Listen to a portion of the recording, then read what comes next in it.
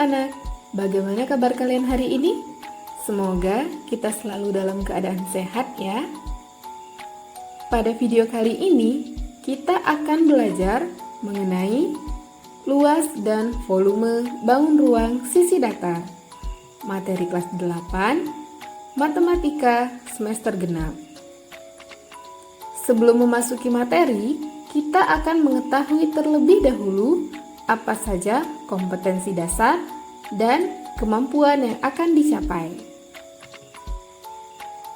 Pada materi luas dan volume bangun ruang sisi datar ini, KD yang digunakan yaitu 3.9 membedakan dan menentukan luas permukaan dan volume bangun ruang sisi datar, kubus, balok, prisma, dan limas. 4.9 menyelesaikan masalah yang berkaitan dengan luas permukaan dan volume bangun ruang sisi datar, kubus, balok, prisma, dan limas, serta gabungannya. Sedangkan kemampuan yang akan dicapai, bagian kognitifnya yaitu memahami bagian-bagian bangun ruang sisi datar, mengaplikasikan rumus luas permukaan dan volume bangun ruang sisi datar. Bagian efektifnya yaitu mendengarkan guru menjelaskan materi bangun ruang sisi datar, memberikan tanggapan dan pertanyaan. Sedangkan bagian psikomotornya yaitu melukis bangun ruang sisi datar dengan baik. Nah, untuk tujuan pembelajarannya sendiri, pada materi ini, peserta didik dapat menentukan luas permukaan kubus dan volume kubus. Peserta didik dapat menentukan luas permukaan balok dan volume balok. Peserta didik dapat menentukan luas permukaan prisma dan volume prisma. Dan yang terakhir, peserta didik dapat menentukan luas permukaan limas dan volume limas. Sebelum masuk ke materi, mari cermati video berikut. Pernahkah Anda penasaran tentang bagaimana cara mengetahui berapa banyak air untuk mengisi penuh suatu kolam renang? Atau berapa banyak ubin yang dibutuhkan untuk melapisi permukaan bak mandi? Berapa banyak seng atau genteng yang diperlukan untuk menutupi atap rumah? Berapa luas piramida di Mesir? Dan seberapa lebar terpal yang dibutuhkan untuk membangun tenda? Jika kita perhatikan dengan seksama, bangunan-bangunan pada video sebelumnya merupakan contoh dari bangun ruang sisi datar. Untuk itu, pada video pembelajaran ini kita akan mempelajari bagaimana cara menentukan luas dan volume dari bangun ruang sisi datar. Baiklah, langsung saja kita ke materi yang pertama, yaitu menentukan luas permukaan kubus dan balok. Coba kalian perhatikan kotak tersebut. Ada yang tahu bentuknya apa? Ya, benar. Kotak tersebut berbentuk sebuah kubus. Lalu bagaimana jika kotak dibuka? Bagaimana bentuk jaring-jaringnya? Sebelum kita buka kotak tersebut, untuk mengetahui jaring-jaringnya, kita simak dulu apa itu kubus.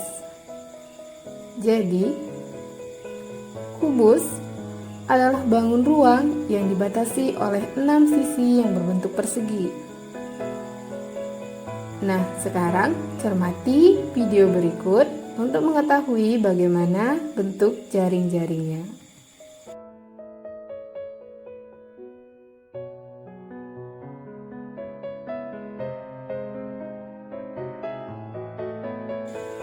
Ini adalah gambar jaring-jaring kubus sebagaimana yang kita dapatkan setelah menyaksikan video sebelumnya. Kita beri label pada setiap sisinya.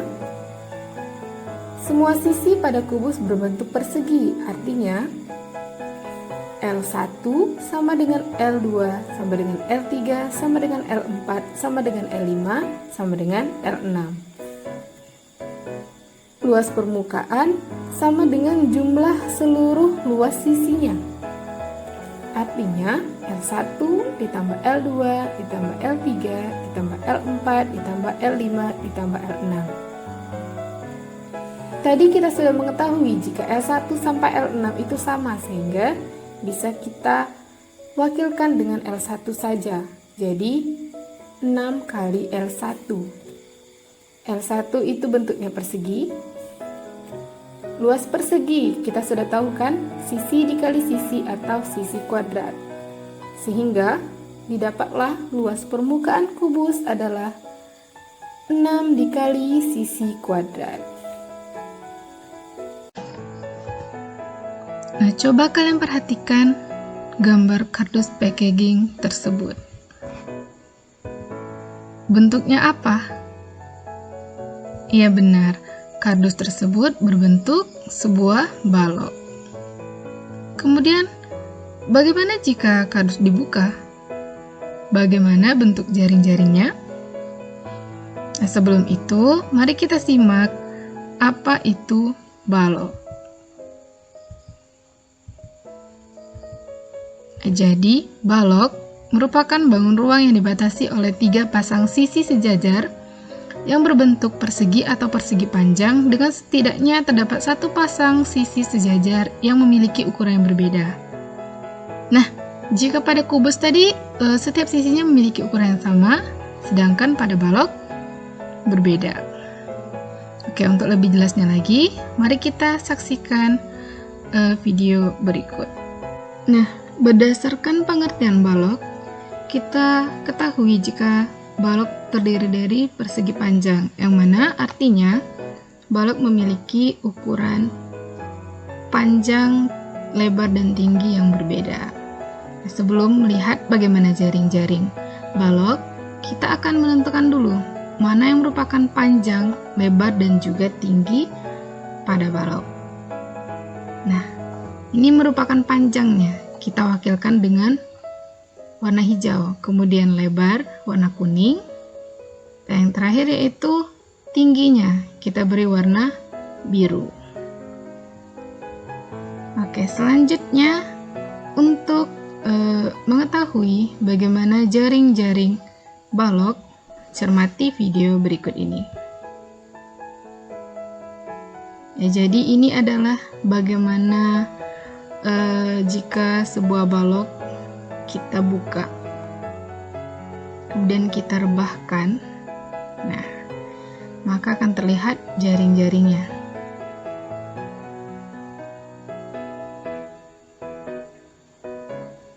Dimana warna hijau tadi merupakan panjang, kemudian kuning itu mewakili lebarnya, dan tingginya berwarna biru. Nah, ini merupakan jaring-jaring dari balok, dan kita beri label setiap sisinya. Dari gambar tersebut bisa kita ketahui jika dari gambar bisa kita lihat L1 itu sama besarnya dengan L5. Jadi bisa kita tulis L1 sama dengan L5, di mana luasnya adalah panjang dikali tinggi. Kemudian L2 itu sama dengan L4, di mana luasnya adalah lebar dikali tinggi. Ya, kemudian L3 itu sama dengan L6, nah di mana luasnya adalah panjang dikali lebar. Oke, sehingga luas seluruh permukaan balok itu adalah bisa kita tulis luas sama dengan 2. Kenapa 2? Karena setiap sisi ini memiliki pasangan. Jadi bisa kita buat 2 dikali P kali T ditambah L kali T ditambah P kali L.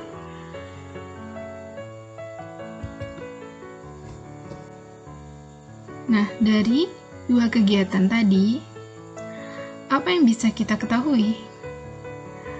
Ada 4 hal yang bisa kita ketahui, yaitu yang pertama, suatu kotak yang berbentuk kubus dan balok apabila diiris pada rusuk-rusuk tertentu, kemudian direbahkan, sehingga menjadi bangun datar, maka bangun datar itu dinamakan jaring-jaring. Kemudian luas permukaan kubus dan balok adalah jumlah seluruh luas sisi kubus dan balok tersebut. Nah, luas permukaan kubus itu sama dengan 6 dikali sisi kuadrat. Dan luas permukaan balok itu sama dengan 2 dikali PL ditambah LT ditambah PT, di mana P merupakan panjang, L itu mewakili lebar, dan T adalah tinggi. Sekarang kita masuk ke contoh soal. Contoh soal yang pertama. Nah, hitunglah luas permukaan bangun berikut ini. Coba kita lihat. A, B itu 4 cm, kemudian BC 4 cm, kemudian AE juga 4 cm. Nah, dapat kita lihat jika setiap sisinya itu berukuran sama, berarti bisa kita simpulkan ini adalah sebuah kubus. Yang ditanyakan adalah luas permukaan, berarti luas permukaan kubus. Tadi bagaimana rumusnya? Ya, penyelesaian. Oke. Luas permukaan kubus sama dengan 6 dikali S kuadrat. Jadi 6 dikali S atau sisinya panjangnya 4 cm kuadrat. Jadi 6 dikali 4 kuadrat itu 16. Berarti 6 dikali 16 sama dengan 96.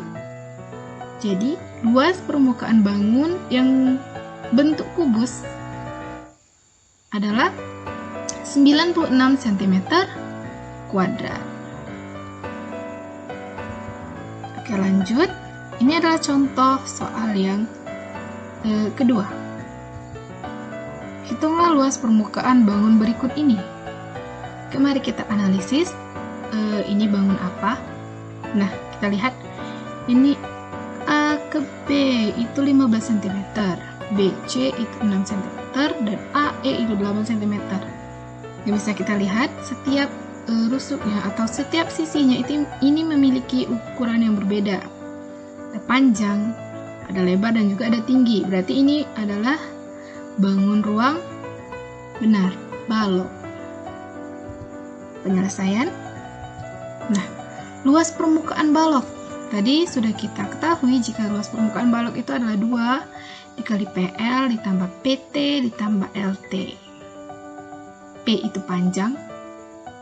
panjangnya 15 cm, dikali L itu lebar 6 cm. Kemudian ditambah PT panjang ya.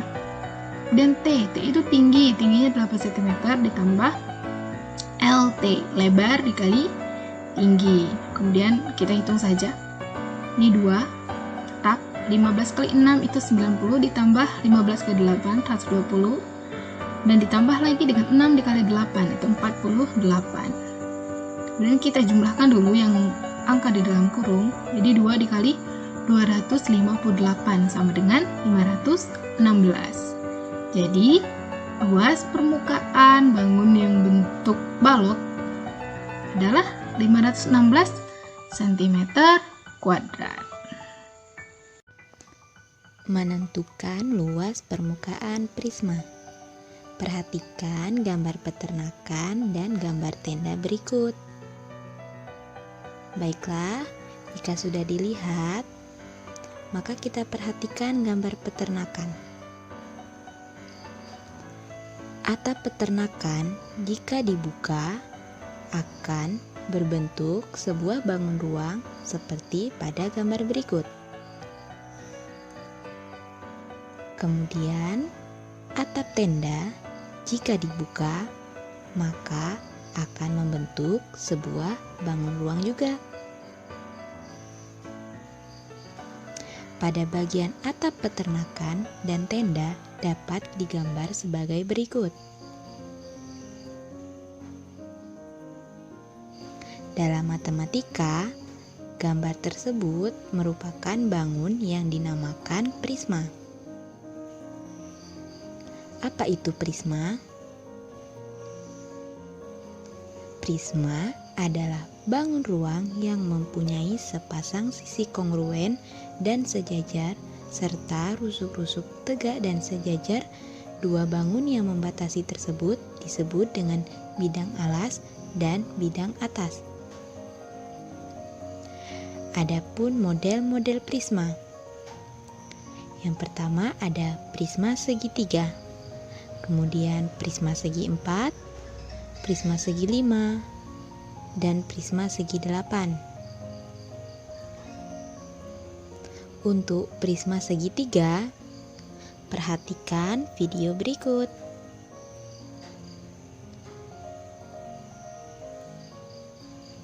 Jika sebuah bangun prisma segitiga kita buka, kemudian kita datarkan, akan terbentuk sebuah jaring-jaring prisma tegak segitiga seperti pada video.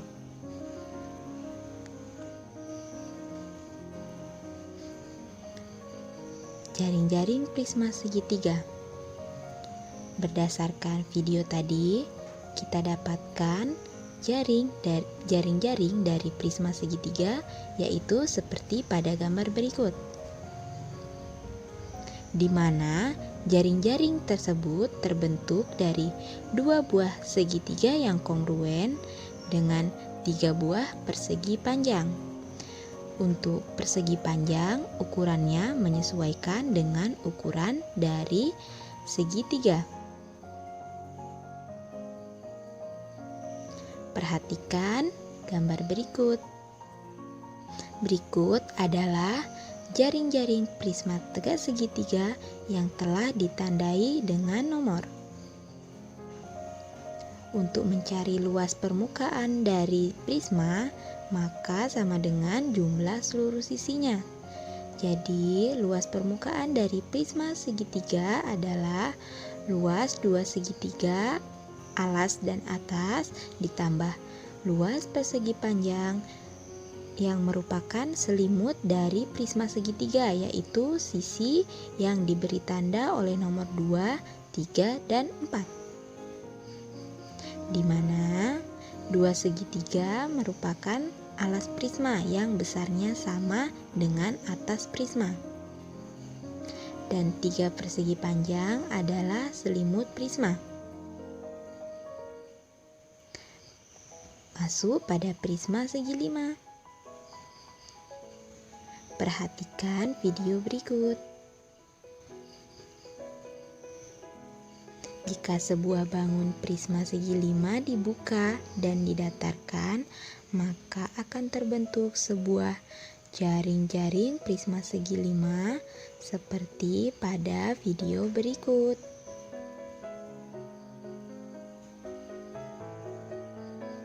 Jaring-jaring prisma segi 5 seperti pada gambar berikut. Tersusun dari 2 buah segi 5 kongruen ditambah dengan 5 buah persegi panjang yang merupakan selimut dari prisma segi 5.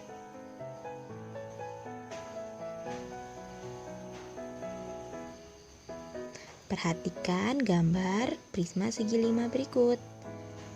Gambar yang telah ditandai oleh nomor 1, 2, 3, 4, 5, dan 6. Untuk mencari luas permukaan dari prisma tersebut, maka kita harus menjumlahkan seluruh sisinya. Jadi, luas permukaan prisma segi 5 adalah luas 2 segi 5 ditambah luas persegi panjang 2, 3, 4, 5, dan 6. Di mana 2 segi 5 sama dengan alas prisma yang besarnya sama dengan atas prisma. Dan ditambah 5 persegi panjang yang merupakan selimut dari prisma. Kemudian ada prisma segi 6. Perhatikan video berikut. Apabila sebuah bangun ruang prisma segi 6 dibuka, maka akan terbentuk sebuah jaring-jaring prisma segi 6 seperti pada video berikut.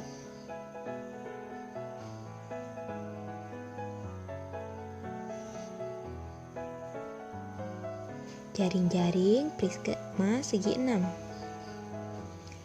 Jaring-jaring prisma segi 6 seperti pada gambar berikut. Tersusun dari 2 buah segi 6 yang merupakan alas dan atas, ditambah dengan 6 buah persegi panjang yang merupakan selimut dari prisma segi 6.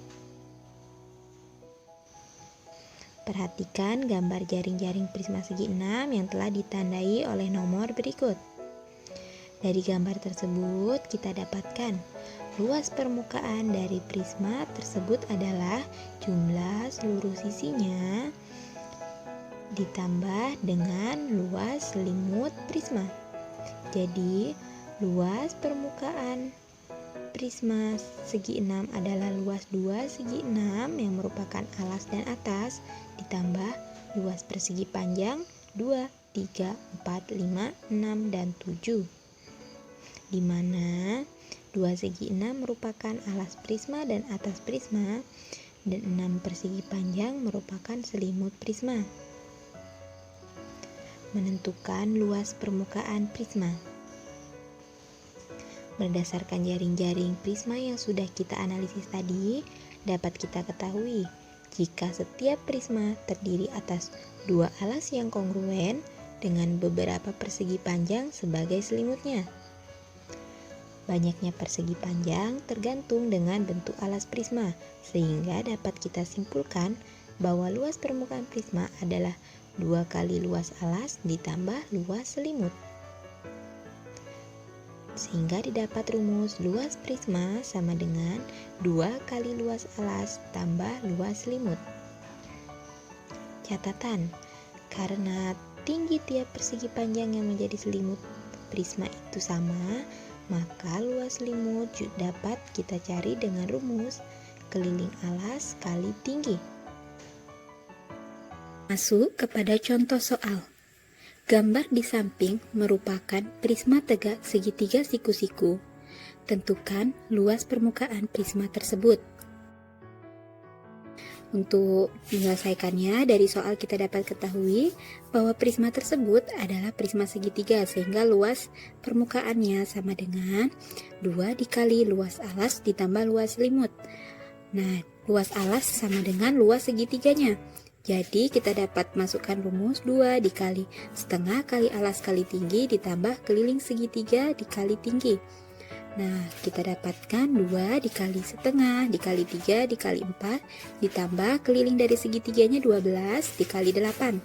Sehingga luas segitiganya kita dapatkan 2 dikali 6 ditambah 96 sama dengan 12 ditambah 96 sama dengan 108 cm kuadrat.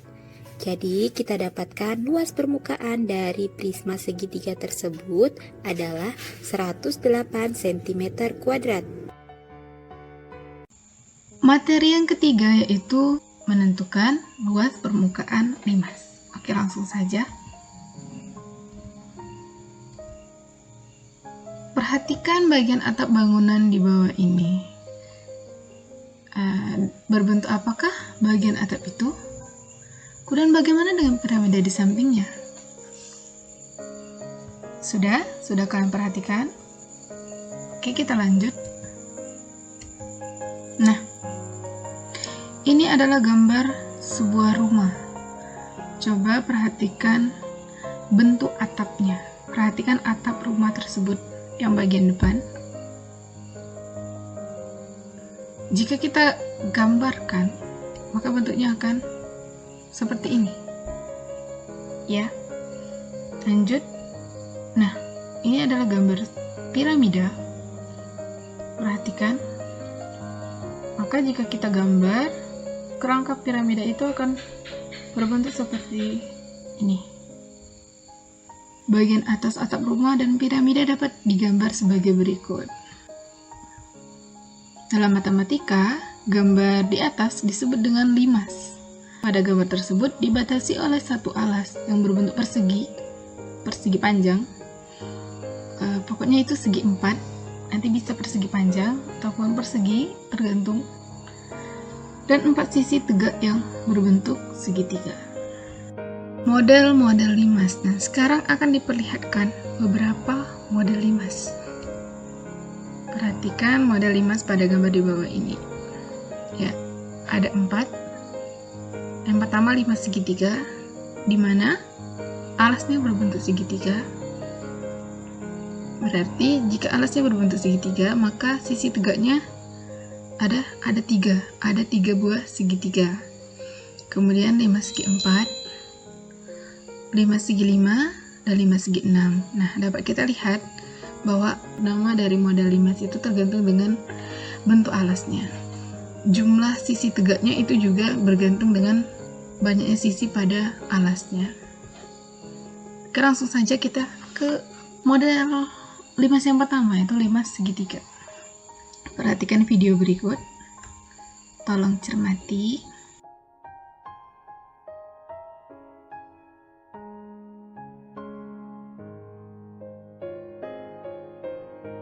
Jaring-jaring limas segitiga. Nah, ini adalah jaring-jaring yang sudah kita lihat pada video sebelumnya, yang kita dapatkan setelah membuka limas seperti video sebelumnya.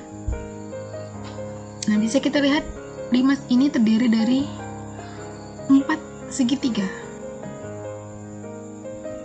Nah, jika kita pecah, maka bentuknya akan seperti ini. Ada 4 buah segitiga yang menjadi komponen limas segitiga. Kita lanjut ke model yang kedua, yaitu limas segi 4. Perhatikan video berikut ini dengan cermat. Ini adalah video limas segi 4. Apabila kita buka dan kita datarkan, maka akan tampak jaring-jaringnya. Jaring-jaring limas segi 4. Gambar yang ada di bawah ini adalah jaring-jaring yang kita dapatkan setelah kita membuka limas segi 4 seperti di video sebelumnya. Kita bisa lihat limas ini terdiri dari 1 segi 4 dan 4 segi 3. Jika kita pecah, bentuknya akan seperti ini. Kita lanjut ke model lainnya, yaitu limas segi 5. Perhatikan video berikut ini dengan cermat. Ini adalah video limas segi 5. Apabila kita buka dan kita datarkan, maka akan tampak jaring-jaringnya. Jaring-jaring limas segi 5. Gambar yang ditampilkan ini adalah gambar jaring-jaring yang kita dapatkan setelah kita membuka limas segi 5 seperti di video sebelumnya. Kita bisa lihat limas ini terdiri 1 segi 5 dan 5 segi 3. Jika kita pecah, bentuknya akan seperti gambar berikut ini. Dari jaring-jaring limas yang sudah kita analisis tadi, dapat kita ketahui jika setiap limas memiliki satu alas dan selimut yang merupakan gabungan dari beberapa segitiga. Banyaknya bangun segitiga tergantung dengan banyaknya segi pada alasnya. Jadi, dapat disimpulkan jika luas permukaan limas adalah luas alas ditambah jumlah luas sisi tegak atau selimut. Sedikit catatan, sisi tegak pada limas itu pastilah berbentuk segitiga. Apa syarat suatu limas dapat ditentukan luas permukaannya? Nah, untuk mengetahui apa saja syaratnya, maka perhatikan tabel berikut ini. Tabel yang pertama, soalnya diketahui alas limas tersebut berbentuk persegi dengan panjang AB sama dengan 10 cm dan TO sama dengan 12 cm. Berdasarkan informasi yang diketahui pada soal ini, apakah luas permukaannya bisa ditentukan? Jawabannya bisa. Yang kedua, diketahui alas limas tersebut berbentuk persegi dengan panjang TA sama dengan 5 cm, TC sama dengan 7 cm, dan AB sama dengan 6 cm. Berdasarkan informasi yang diketahui pada soal ini, apakah luas permukaannya bisa ditentukan? Jawabannya tidak bisa. Tabel yang ketiga, soalnya diketahui alas limas tersebut berbentuk persegi dengan panjang TE sama dengan 5 cm dan AB sama dengan 6 cm. Berdasarkan informasi yang diketahui pada soal ini, apakah luas permukaannya bisa ditentukan? Jawabannya bisa. Yang keempat, sebuah limas alasnya berbentuk segitiga dengan panjang AC sama dengan 3 cm, BC sama dengan 4 cm, AB sama dengan 5 cm dan tinggi limasnya 10 cm. Berdasarkan informasi yang diketahui pada soal ini, apakah luas permukaannya bisa ditentukan? Jawabannya bisa. Dari tabel yang sudah kita perhatikan sebelumnya, apa saja yang bisa kita ketahui sebagai syarat suatu limas dapat ditentukan luas permukaannya? Nah, setelah kita perhatikan tabel-tabel sebelumnya, maka kita akan mendapat syarat minimal yang diketahui adalah yang pertama, panjang rusuk alasnya diketahui. Yang kedua, panjang rusuk tegak tidak boleh lebih pendek dari tinggi limasnya. Nah, setelah mendapatkan syarat minimal untuk menentukan luas permukaan limas itu, maka kita lanjut menganalisis kembali kenapa tabel-tabel sebelumnya itu ada yang bisa dan ada yang tidak bisa ditentukan luas permukaannya. Kita perhatikan dulu soal yang pertama. Diketahui alas limas tersebut berbentuk persegi dengan panjang AB sama dengan 10 cm dan TO sama dengan 12 cm. Berdasarkan informasi yang diketahui pada soal ini, luas permukaannya bisa ditentukan karena panjang rusuk alasnya itu diketahui dan panjang tinggi limasnya juga diketahui, maka kita bisa menentukan luas permukaannya. Soal yang kedua, diketahui alas limas tersebut berbentuk persegi dengan panjang TA sama dengan 5 cm, TC sama dengan 7 cm, dan AB sama dengan 6 cm. Nah, berdasarkan informasi yang diketahui pada soal ini, luas permukaannya itu tidak bisa ditentukan karena panjang sisi tegaknya itu berbeda.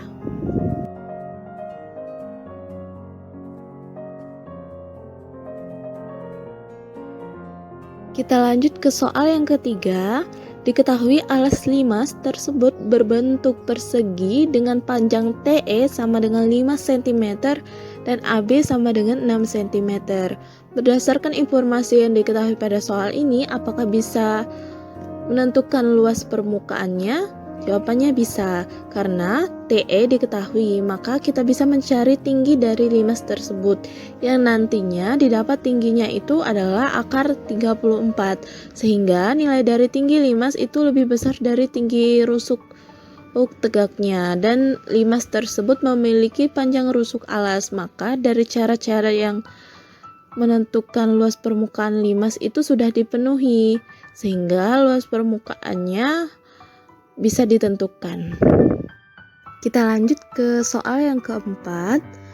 Sebuah limas alasnya berbentuk segitiga dengan panjang AC sama dengan 3 cm, BC sama dengan 4 cm, dan AB sama dengan 5 cm.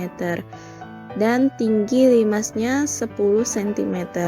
Berdasarkan informasi yang diketahui pada soal ini, apakah luas permukaannya bisa ditentukan? Jawabannya bisa, karena panjang rusuk alasnya itu diketahui dan tingginya juga diketahui, sehingga luas permukaan dari limas tersebut bisa kita cari. Kita lanjut contoh soal untuk mencari luas permukaan limasnya ya. Perhatikan gambar yang ada di samping berikut ini. Diketahui alas limas tersebut berbentuk persegi dengan panjang TE sama dengan 5 cm, AB sama dengan 6 cm. Berdasarkan informasi yang diketahui pada soal ini, apakah luas permukaannya bisa ditentukan? Penyelesaian soal tersebut bisa diselesaikan karena bentuk alasnya persegi dengan ukuran sisi 6 cm dan tinggi bidang tegaknya juga sudah diketahui ukurannya, yaitu 5 cm. Dengan demikian, selanjutnya tinggal kita cari luas permukaannya dengan rumus luas alas ditambah jumlah luas bidang tegak. Karena jumlah luas bidang tegaknya dan luas alasnya belum kita ketahui, maka kita cari dulu. Pertama-tama kita cari dulu luas alasnya. Karena alasnya berbentuk persegi, maka kita dapat menggunakan rumus luas persegi sehingga didapat 6 dikali 6 atau 6 kuadrat. Kemudian kita cari jumlah luas bidang tegaknya. Luas bidang tegaknya itu ada 4 dan semuanya berbentuk segitiga.